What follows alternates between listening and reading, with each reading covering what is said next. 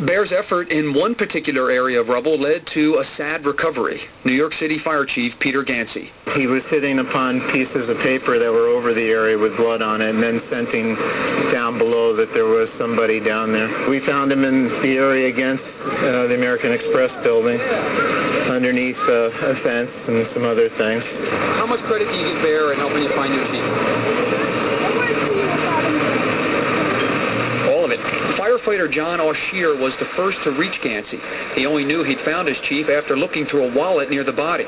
He's still amazed the canine of Bear's age could arrive on the scene so quickly with such determination. To see this dog climb up and over some of these pieces of steel and crushed concrete, Bear was phenomenal. I wanted to keep the dog with me as long as I could, but there are too many other firemen trying to latch on.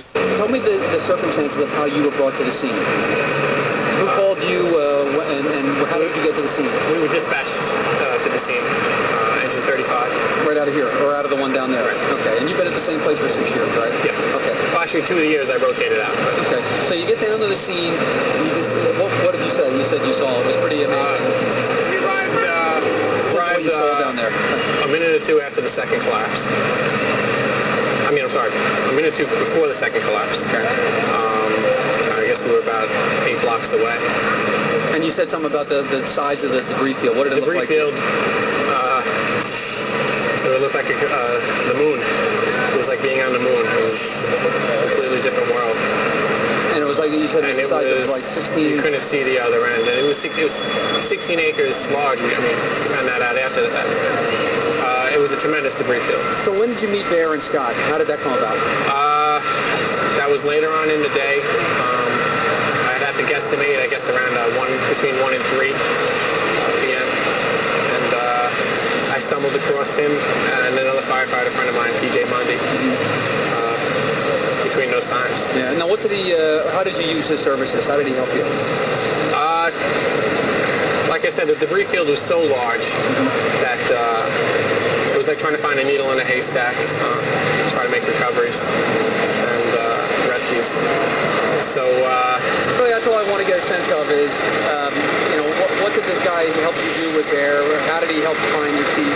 Talk about that, and that's it. So you saw Scott, you saw Bear, and then what did these guys do? What did they do to help you to find your chief? This gentleman, Scott, was directing his dog around the debris field with us, which was amazing in itself. For one, to see a dog there so quickly, and two, to see this dog climb up and over some of these pieces of steel and crushed concrete. But the dog had his nose buried down in there and was working hard. The dog was out there working as hard as we were. What were the circumstances of finding the chief? How did that happen? What did the dog do? The dog kind of hits on an area. He circles it a little bit. He'll sit down, and I don't know anything about searching with dogs. I was really relying on Scott Shields to direct the dog, and Scott says he's hit a spot. He's got a spot, something here. My friend TJ Mundy, Firefighter Mundy, had asked if he was sure. He said, I'm positive this is the spot. It's definitely a hot area. So we left Fireman Mundy there. I moved on with Scott and Bear.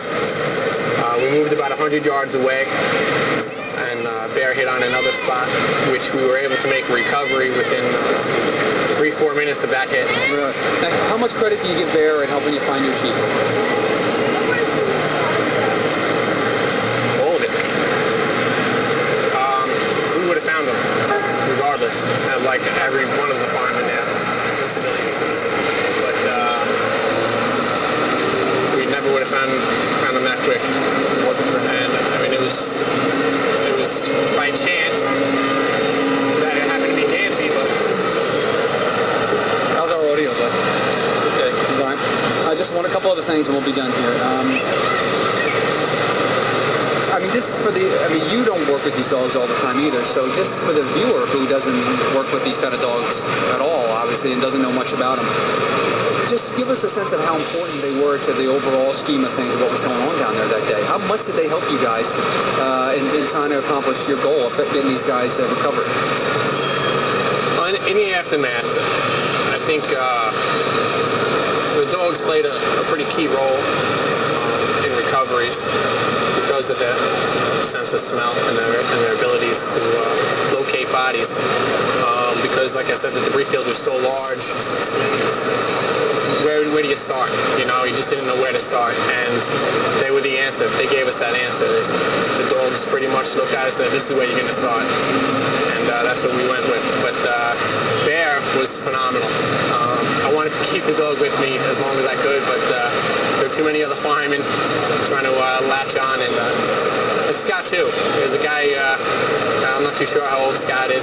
He's a few years older than me, and he beat up. He was banging away out there. Yeah, he was beat up, but the man was going strong. And that dog's pretty old too. He's like an 11-year-old dog. Most of us stayed down there. We were there every day for weeks. And I passed Scott many times through a 2-week period thereafter. You know, so. The only other thing I wanted to ask you then is just, you found the dog helped find your chief, and the dog was definitely involved with stuff that was going on down there. Did you see other civilian people like Scott with dogs, or was it mostly official, search and rescue kind of dogs and animals you saw down there? Or that's something you didn't really pay much attention to? In all honesty, I didn't know if Scott was a civilian. I didn't know if Scott was a civil servant, trained professional. But you didn't really care? I believe I saw he had his marina patches on. He did some work with different marinas, I think some SAR units or something. But it didn't matter at that point. And that was the only dog that I saw that day, and so quickly. And after the first recovery, I was sold. I didn't know if the dog was fine in my book. We're just going to get a shot of you and I talking. You did great.